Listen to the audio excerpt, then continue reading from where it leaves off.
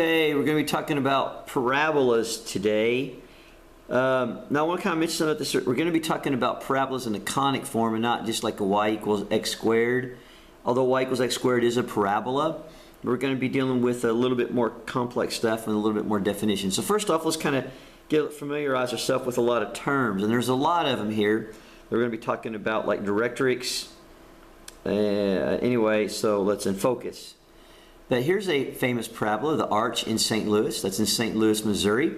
Had an opportunity to go there one time in the 70s. It's pretty cool. Back in the 70s, you could be up there and look straight down into Busch Stadium. I don't know if that's true today. I mean, 70s was a long time ago. All right. So anyway, here we go. Here's a parabola. By definition, is the set of all points, x and y, in a plane that are equal distance from a fixed line, which is the directrix, and a fixed point, which is the focus, which is not on that line. So, now here's something else. The midpoint between the focus and the directrix is the vertex. And that's very important. So that means it's going to be equal distance. The vertex is equal distance from the focus and the directrix. Alright?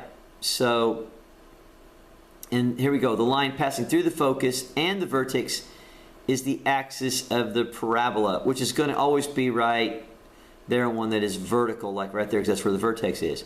And so here's a little bit of a picture for us, all right?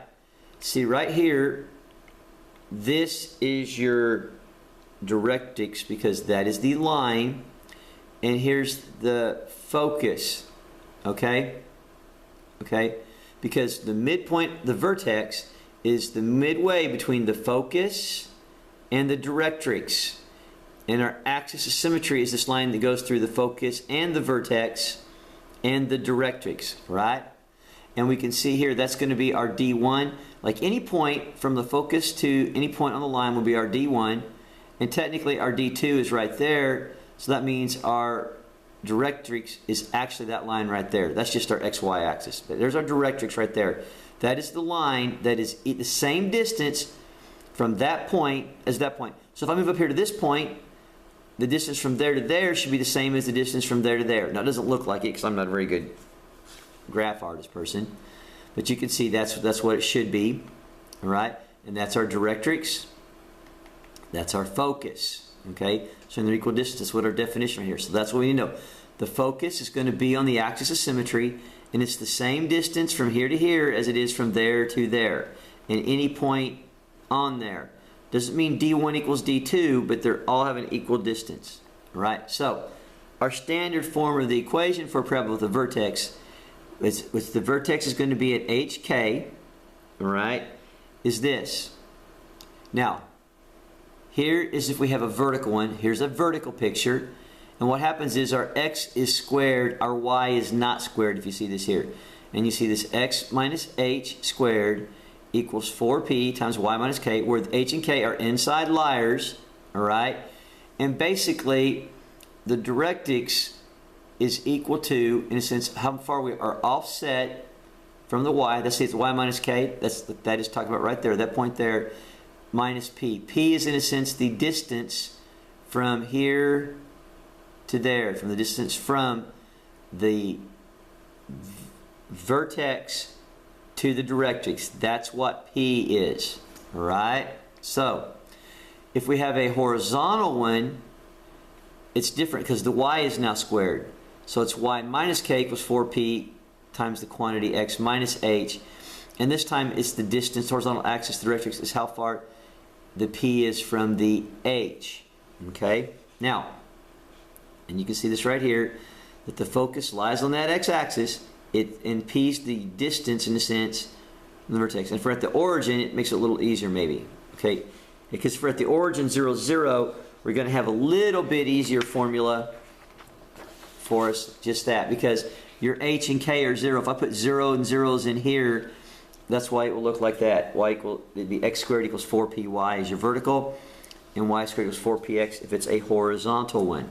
All right? Now, here's an example of our parabolas with the vertical axis.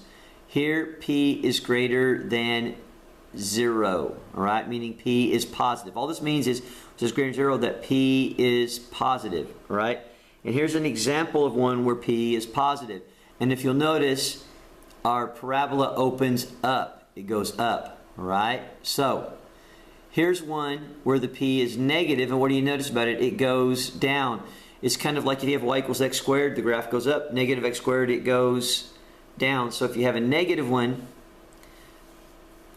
and that means it has a negative p if your parabola opens downward, okay?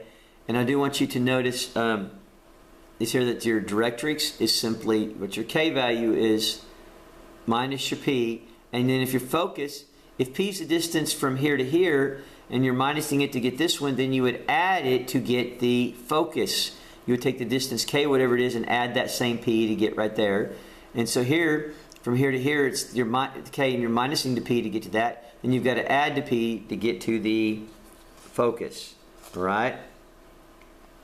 Now, here's an example of one that is horizontal.